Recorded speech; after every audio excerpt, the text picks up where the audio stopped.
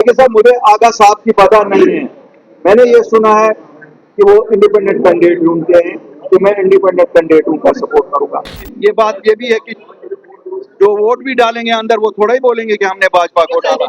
हमारा खून तो इन्होंने भी चूसा और उन्होंने भी चूसा। ये सब जो आते हैं, ये सब चूसते हैं। कोई हम बेगुनाह लोग जेलों में हैं।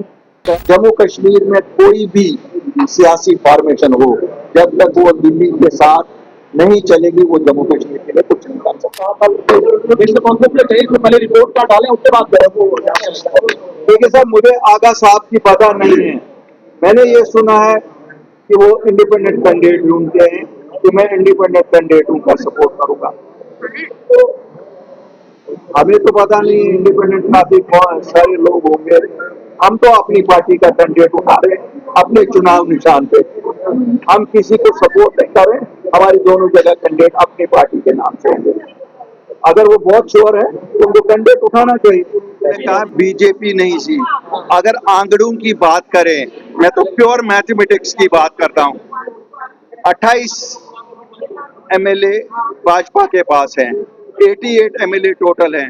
इसका मतलब है 60 मेंबर उनके खिलाफ हैं, और सीट जीतने के लिए कम से कम आपको 31 वोट चाहिए या 30 वोट चाहिए। वो तो है नहीं उनके पास।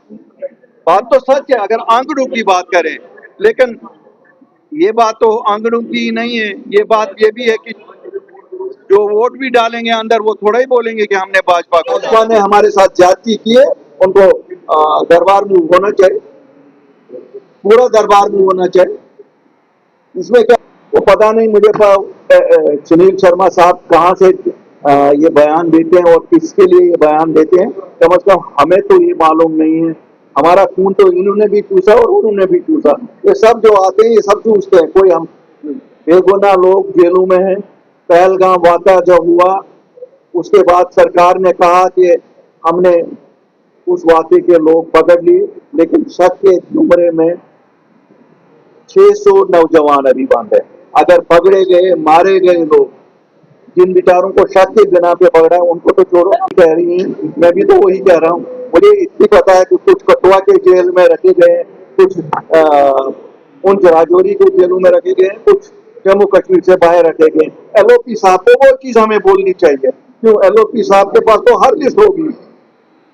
उसके साथ ये बात सही है, शायद जो जो उन्होंने जिस तरीके की बातें उन्होंने की, शायद वो अच्छी नहीं है, लेकिन उनके खिलाफ पीएसए लगाना जायज नहीं है।